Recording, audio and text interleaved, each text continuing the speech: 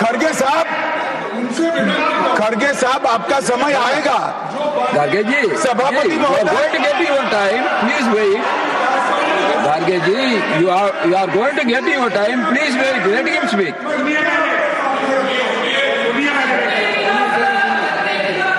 मान्यवर, 50वें पड़ाव पर वंदे मातरम को सीमित कर दिया गया।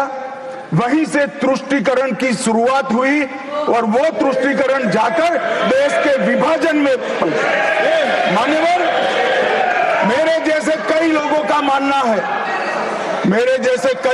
मानना है कांग्रेस पार्टी को पसंद आए ना आए, अगर वंदे मातरम के तुष्टीकरण की नीति के तहत 2 टुकड़े न करते तो देश का बंटवारा नहीं होता और देश पूरा हो।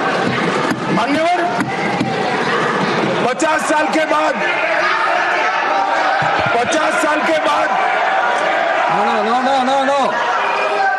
No, nothing will go on record except honorable minister's speech. Please. मान्यवर, 50 साल के बाद वंदे मातरम 100 साल का हुआ। सबको था कि 100 साल मनाए जाएंगे, मगर 100 साल हुआ तब वंदे मातरम का महिमा मंडन का सवाल ही नहीं था, क्योंकि वंदे मातरम बोलने वाले जो सारे लोग थे उनको इंदिरा जी ने जेल में बंद कर दिया। इस देश में आपातकाल लगाया गया। विपक्ष के लाखों लोगों को, लाखों समाज सेवियों को, स्वयंसेवी संगठन के लोगों को जेल में भर दिया गया। कोई कारण के बगैर अखबारों पर ताले लगा दिए गए। यहां तक कि आकाशवाणी में उस वक्त एक ही माध्यम था, आकाशवाणी में किशोर कुमार की आवाज ही नहीं आती थी, ड्यूएट गाने भी लता जी की आवाज में ही आते थे। मान्यवर, पूरे देश को जब वंदे मातरम 100 साल का हुआ, पूरे देश को बंदी बनाकर रख दिया। और कल 150वां साल है। 150वें साल में लोकसभा में चर्चा हुई। साहब, ये कांग्रेस पार्टी की स्थिति देखिए। जिस कांग्रेस पार्टी के अधिवेशनों की शुरुआत गुरुवर टागोर जैसे लोग वंदे मातरम गा कर कराते थे। वंदे मातरम कांग्रेस पार्टी के आजादी के आंदोलन का एक मंत्र बना था। वो वंदे मातरम के महिमा मंडन करने के लिए जब लोकसभा में चर्चा हुई, गांधी परिवार के दोनों सदस्य नदारद थे, दो में से एक भी।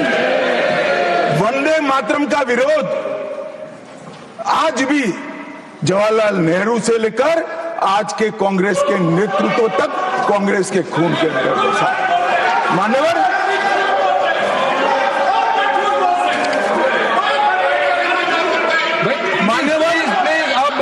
प्लीज आप बैठिए।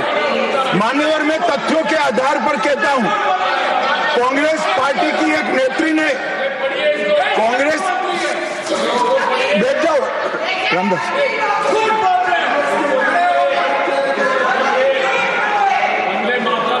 अरे दिग्विजय जी, अब नौकरी पक्की है, इस आयु में क्या कर रहे हो भैया?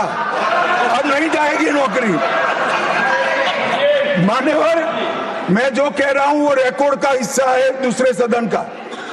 मान्यवर, दूसरे सदन की चर्चा में कांग्रेस पार्टी की एक प्रमुख नेत्री ने कहा है कि वंदे मातरम की आज चर्चा की कोई जरूरत नहीं है।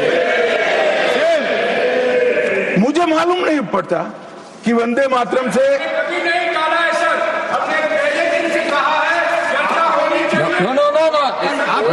क्या कहा। जयराम रमेश जी, प्लीज बैठिए, प्लीज आप बैठिए जी। साहब, माननीय सदस्य जयराम जी का प्रॉब्लम है कि वो सिर्फ विपक्ष की ही बात सुनते हैं, अपने नेताओं की बात को सुनते नहीं है। मैंने ऐसा नहीं कहा, आपने कहा है।